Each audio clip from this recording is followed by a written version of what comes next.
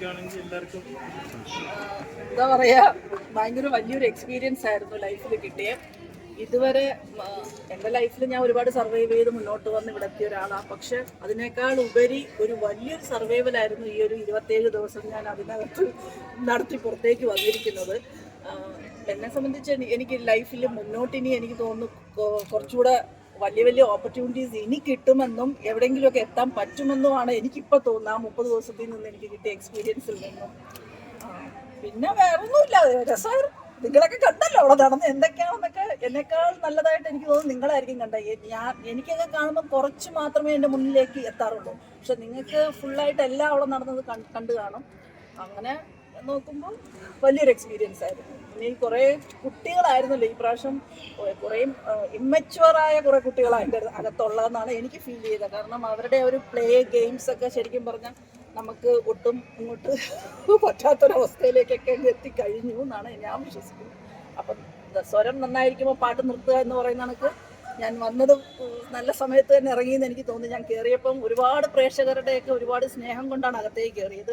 തിരിച്ചിറങ്ങിയപ്പോഴും അതേ സ്നേഹം ഉണ്ടെന്ന് ഞാൻ വിശ്വസിക്കുന്നു. എനിക്കറിയത്തില്ല ഇനി പുറത്ത് എന്തൊക്കെ ഇവിടെ സംഭവിച്ചു എന്നൊന്നും അറിയില്ല. നേരെ ഇപ്പം നിങ്ങളെയാണ് കാണുന്നത്. മാക്സിമം ഞാൻ ശ്രമിച്ചിട്ടുണ്ട് എൻ്റെ ക്യാരക്ടറായി അവിടെ നിന്നുകൊണ്ട്. ഞാൻ എന്താണോ അതാണോ അവിടെ നിന്നത്. കാരണം എനിക്ക് പ്രത്യേകിച്ച് ഒരു ഗെയിം പ്ലാൻ ഒന്നും ഇല്ലാതെ കയറിയ ഒരാളാണ് ഞാൻ. അവിടെ ചെന്ന ഒഴുക്കിനൊത്ത് ഞാൻ മുന്നോട്ട് പോയതാണ്. അപ്പം പ്രത്യേകിച്ച് വേറെ ഒന്നും എന്താ പറയുക, ഞാൻ ഉണ്ടാക്കി അവിടെ ഒന്നും ചെയ്തിട്ടില്ല. ഞാൻ എൻ്റെ നിലപാടുകൾ, എൻ്റെ കാഴ്ചപ്പാടിൽ തോന്നിയ കാര്യങ്ങൾ അവിടെ പറയുകയും കൊടുക്കുകയും ചെയ്തിട്ടുള്ളൂ. ചേട്ടൻ പറഞ്ഞ സമയത്ത് ഇറങ്ങിയത് നന്നായി, നമുക്ക് പറ്റിയൊരു സ്ഥലം തോന്നിയിട്ടില്ല. അല്ല, ആണ് നമ്മൾ കുറച്ചുകൂടെ ഞാൻ കുറച്ച് സ്ട്രൈറ്റ് ഫോർവേഡും കുറേ കാര്യങ്ങൾ കുറേ ജെന്യൂനിറ്റിയും പിന്നെ നമ്മുടെ ഒരു എന്താ പറയുക, കുറച്ചുകൂടെ നമ്മുടെ ഒരു സംസ്കാരത്തിൻ്റെ കുറേ ഭാഗങ്ങളും ഒക്കെ ലൈഫിൽ നമ്മൾ ഫോളോ ചെയ്യേണ്ട കുറേ കാര്യങ്ങളൊക്കെ ഉണ്ടല്ലോ. അപ്പം അതൊക്കെ വെച്ച് നോക്കുമ്പോൾ എനിക്ക് അവിടെ നിൽക്കാൻ പറ്റുമെന്ന് തോന്നുന്നില്ല മുന്നോട്ട്. അപ്പം ഇറങ്ങിയത് നന്നായെന്ന് തന്നെയാണ് ഞാൻ വിശ്വസിക്കുന്നത്. ജാൻമോണി ഭയങ്കര കരച്ചിലായിരുന്നല്ലോ ഇറങ്ങുന്നത്. ആ സത്യം, അതെനിക്ക് ഭയങ്കരമായിട്ട് ഫീൽ ചെയ്തു. ഞാൻ ഇപ്പോഴും നോർമലായില്ലെന്നാണ് ഞാൻ മനസ്സിലാക്കിയിരിക്കുന്നത്. എനിക്ക് അവിടെ വലിയൊരു കണക്ഷൻ ജാനുമായിട്ടുണ്ടായി. കാരണം ജാനിന് ഒരു ഇൻസെക്യൂരിറ്റി ഫീലിംഗ് അവിടെ വന്ന് കുറച്ച് ദിവസം കഴിഞ്ഞപ്പോൾ തൊട്ട് എനിക്ക് സംസാരത്തിൽ നിന്ന് തോന്നി ഇങ്ങനെ ജാനിന് ഒരു ഇൻസെക്യൂരിറ്റി ഫീലിംഗ് പോലെ ഉണ്ട്. അപ്പോൾ എനിക്ക് കുറച്ച് ജാനിനെ പ്രൊട്ടക്റ്റ് ചെയ്യണമെന്നും ചേർത്ത് പിടിക്കണമെന്ന് തോന്നിയിട്ട് ആ ഒരു ഇൻട്രാക്ഷൻ ജാനുമായിട്ട് കുറച്ച് കൂടുതലായിട്ടുണ്ടായിരുന്നു. അപ്പോൾ ആ ഒരു ബന്ധം കുറച്ചൊരു ഡീപ്പായിട്ടുണ്ടായിരുന്നു. അപ്പോൾ ജാനിനൊരു ഞാൻ പുറത്തേക്ക് വന്നത് ഭയങ്കരമായിട്ടൊരു ഫീലിംഗ് ഉണ്ടായിട്ടുണ്ട്. പക്ഷേ ജാൻ ചില സ്റ്റേറ്റ്മെന്റുകൾ പറഞ്ഞായിരുന്നല്ലോ, അപ്പോൾ ആ സ്റ്റേറ്റ്മെന്റുകൾ അങ്ങനെ ഒരു വേർതിരിവ് ജാനോടെ കാണിക്കുന്നുണ്ടോ? ഇപ്പോൾ എനിക്കതൊന്നും പറയാൻ പറ്റില്ല. ഇപ്പോഴത്തെ സിറ്റുവേഷനിൽ ഇതിനൊന്നും ഉത്തരം തരാൻ പറ്റത്തില്ല സത്യം പറഞ്ഞാൽ. കാരണം നമ്മളിപ്പം ഒരു ഇൻ്റർവ്യൂ പോലെ ഒന്നും പറയാൻ പാടില്ലാത്തൊരു സിറ്റുവേഷനാണ്. കുറച്ചുകൂടെ കഴിഞ്ഞിട്ട് നിങ്ങൾ ഈ ചോദിക്കുന്ന എല്ലാത്തിനും ഞാൻ കറക്റ്റ് ഉത്തരം തരാം. ചേച്ചിയുടെ അഭിപ്രായത്തിൽ നിലവിൽ ഒരു വിന്നിംഗ് മെറ്റീരിയലായിട്ട് അവിടെ ആരും ഉള്ളതായിട്ട് എനിക്ക് തോന്നുന്നില്ല. ആസ് ഇറ്റ് ഈസ് ഇപ്പോൾ അവിടെ ആരും എൻ്റെ ഒരു പ്രായത്തിൽ ഏജിൽ ആരും ഇല്ല.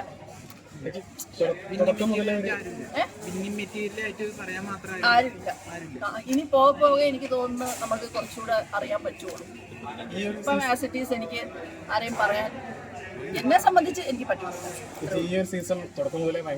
അതെ, ആദ്യത്തെ ദിവസം തന്നെ രതീഷൊക്കെ എന്നെ ഒന്ന് അറ്റാക്ക് ചെയ്തിട്ടുണ്ട്.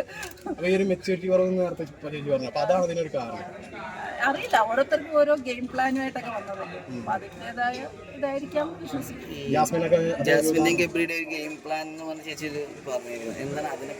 ഇപ്പൊ ഞാൻ അത് പറഞ്ഞത് ശരിയല്ല. ഞാൻ എന്തായാലും പറയാം, ഉറപ്പായിട്ട് നിങ്ങൾ ചോദിക്കുന്ന എല്ലാ ചോദ്യത്തിനും ഉത്തരം ഞാൻ പറയാം. ഇപ്പം പറഞ്ഞാൽ അത് അവിടെ ഇപ്പം നടന്നുകൊണ്ടിരിക്കുകയല്ലേ ആ ഷോ. എന്തായാലും ഞാൻ പറയാം. ഇപ്പൊ എന്തായാലും ഞാൻ ഇറങ്ങിയ നല്ല സമയത്താണ്, അത് മാത്രമേ എനിക്ക് പറയാൻ പറ്റൂ. റൈറ്റ് ടൈമിൽ ഞാൻ ഇറങ്ങി. കുടുംബത്തെ കണ്ട് ഞാൻ ഭയങ്കര സന്തോഷം. കാരണം ഇത്രയും ദിവസം മാറി നിന്നിട്ട് അവരെ കണ്ട് അവരുടെ സപ്പോർട്ട് ഉള്ളതുകൊണ്ടാണല്ലോ എനിക്ക് ഇത്രയും ദിവസമെങ്കിലും അവിടെ പിടിച്ചിരിക്കാൻ പറ്റിയത്. ശരിക്കും പറഞ്ഞാൽ വലിയ സന്തോഷം. യെസ്, ഞാൻ ഈ ആഴ്ച ഇറങ്ങുന്നത് എനിക്ക് പ്രതീക്ഷ ഉണ്ടായിരുന്നു. കാരണം എനിക്കവിടെ ഇനി നിന്നാൽ ചിലപ്പോൾ എൻ്റെ ഒരു വേറൊരു ഇതിലേക്ക് ഞാൻ ചിലപ്പോൾ റിയാക്ട് ചെയ്യേണ്ട സിറ്റുവേഷൻസ് അവിടെ വരും. ഇറങ്ങുന്ന സമയത്ത് തന്നെ ഒരു സൗഹൃദത്തിലൊക്കെ കുറച്ച് മാറ്റം വന്നിരുന്നല്ലോ അൻസിബ, അങ്ങനെ ഒരു മാറ്റം പെട്ടെന്ന് തോന്നാൻ കാരണം എന്തായിരുന്നു? അവിടെ ഒരു വീടല്ലേ, ഒരു വീട്ടിനകത്ത് ഇങ്ങനെ കുറേ പേരാണ്, നമ്മൾ അറിയാതെ കണക്ഷൻസ് ഇങ്ങനെ വന്നു പോകും. കുറച്ച് കണക്ഷൻ ആകുമ്പോഴേക്കും ഇത് ശരിയാവില്ല എന്ന് തോന്നുന്നതും അതൊരു വീടാണ്. ശരിക്കും പുറത്തു നിന്ന് കാണുന്ന പോലെ ഒന്നും അല്ല. അതൊരു വേറൊരു ലോകമാണ് ശരിക്കും പറഞ്ഞാൽ. വളരെ ഡിഫറെൻ്റ് ആയൊരു ലോകം. അതിനകത്ത് ചെന്ന് കഴിഞ്ഞ് മാത്രമേ നമുക്കത് എക്സ്പീരിയൻസ് ചെയ്യാൻ പറ്റൂ. പുറത്തു നിന്ന് കാണുന്ന ഒന്നുമല്ല. അവിടെ ചെന്ന് നമ്മൾ ചെന്ന് കഴിഞ്ഞാൽ 2-3 ദിവസം കഴിയുമ്പോൾ ഓട്ടോമാറ്റിക്കലി നമ്മളെ കിളി പോകും. ചേച്ചി ഫാമിലിയായിട്ട് ഭയങ്കര അറ്റാച്ച്ഡ് ആയിട്ടുള്ള ഒരു പേഴ്സൺ. അപ്പോൾ ഈ ഒരു മാസം എങ്ങനെ അവിടെ സർവൈവ് ചെയ്തു? ആ ഒരു ഫാമിലി അറ്റാച്ച്മെന്റ് ഉള്ളതുകൊണ്ടാണ് ഈ കുട്ടികളുമായിട്ട് എനിക്ക് സർവൈവ് ചെയ്യാൻ പറ്റിയത്. ഇല്ലായിരുന്നു ആദ്യത്തെ ഫസ്റ്റ് വീക്കിൽ തന്നെ അടിവെച്ചില്ലായിരുന്നു. അവരെയൊക്കെ എനിക്കൊരു കുട്ടികളെ പോലെ തോന്നിയത് കൊണ്ടാണ് എനിക്കത് സർവൈവ് ചെയ്യാൻ പറ്റിയതെന്നാണ് എനിക്ക് തോന്നുന്നത്. ചേച്ചിക്ക് ഭയങ്കര മടിയാണെന്നുള്ള തരത്തിൽ കണ്ടസ്റ്റുകൾ പറയുന്നുണ്ട്. അവര് പറയുന്നില്ല, നിങ്ങൾ കണ്ടിട്ടുണ്ടാവില്ല ഞാൻ അവിടെ എന്താ ചെയ്തതെന്നുള്ളത്.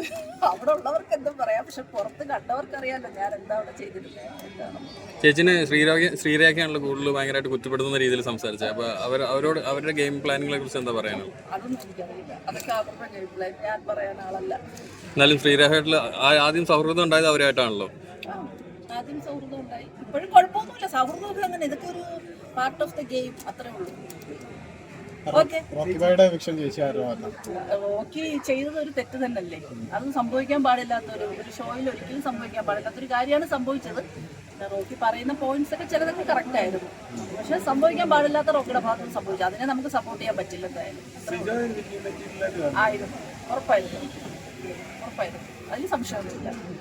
നന്നായിട്ട് ബുദ്ധിപൂർവ്വം കളിക്കാൻ അറിയുന്ന ഒരാളായിരുന്നു. ചേച്ചിനെ ഭയങ്കരമായിട്ട് സപ്പോർട്ട് ചെയ്യുന്നുണ്ടായിരുന്നല്ലോ. എന്നെ സപ്പോർട്ട് ചെയ്യണോ ഞാൻ ജിൻഡോയെ സപ്പോർട്ട് ചെയ്യണോ എന്നില്ല. എന്നെ ജിൻഡോ സപ്പോർട്ട് ചെയ്യുന്നൊന്നുമില്ല. അതൊക്കെ വെറുതെ, അതൊക്കെ ഒരു ഗെയിമിൻ്റെതായിട്ട്. ജിൻഡോ എന്തായാലും ജിൻഡോ ചെയ്ത തെറ്റുകളെയൊക്കെ ഞാൻ തിരുത്തി ജിൻഡോ കുറച്ചുകൂടെ നല്ലതായിട്ട് നിൽക്കണം എന്നൊക്കെ ഞാൻ ജിൻഡോയെ സപ്പോർട്ട് ചെയ്ത് പറഞ്ഞു കൊടുക്കുന്നുണ്ടായിരുന്നു. എത്രത്തോളം ജിൻഡോ അവിടെ നിൽക്കുന്നൊന്നും എനിക്കറിയില്ല. Okay, thank you so much. Big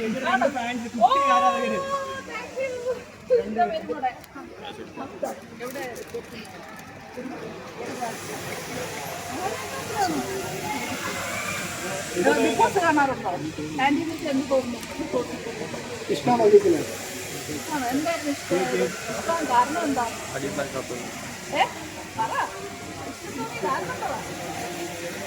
എല്ലാവരും ഇപ്പം ഭയങ്കര സ്നേഹമാണ്.